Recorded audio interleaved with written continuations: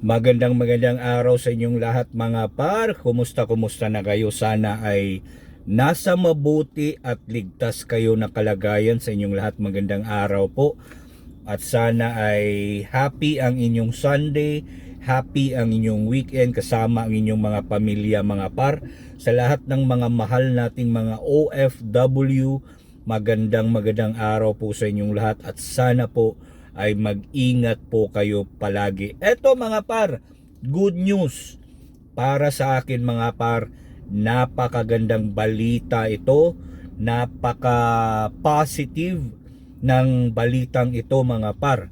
So, lumabas na kahapon ang survey ng Publicus Asia mga par.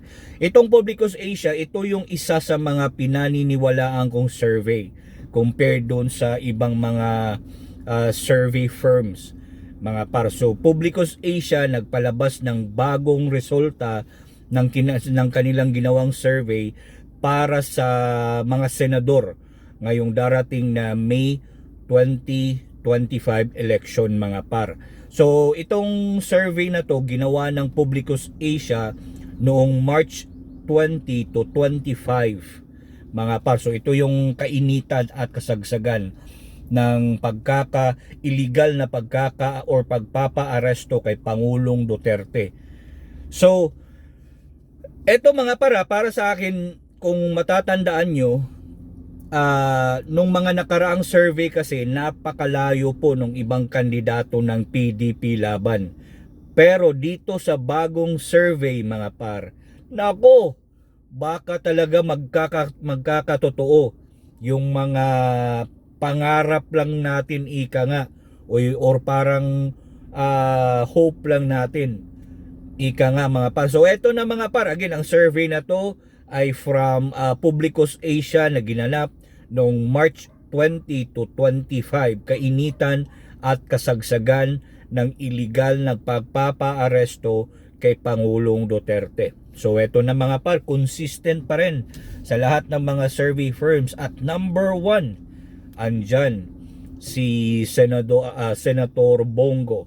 Siya pa rin ang number 1 mga par.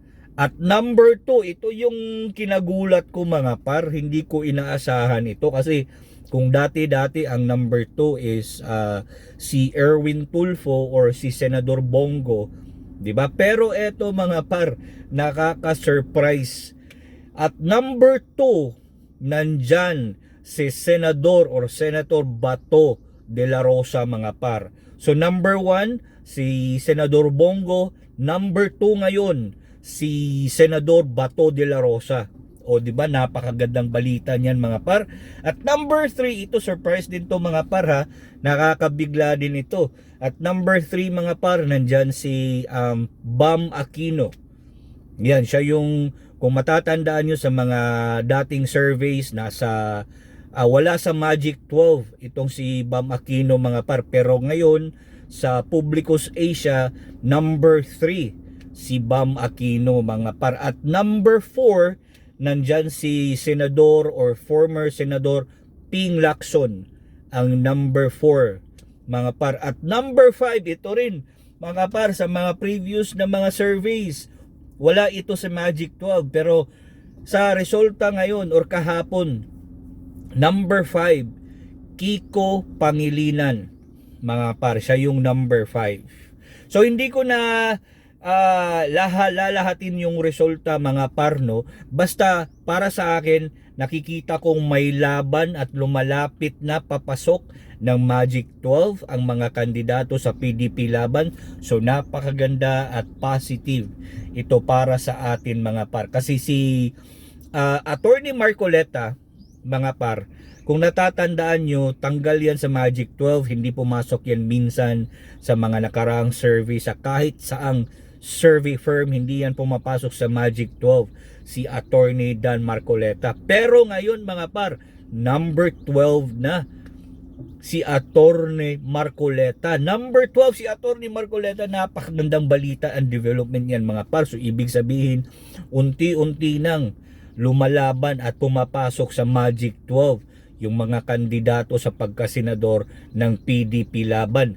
Nandyan din sa number 13 kung hindi ako nagkakamali mga par ay si Senadora Amy Marcos, at number 14 kung hindi ako nagkakamali ha mga par ha, number 14 ata si Attorney Jimmy Bondoc.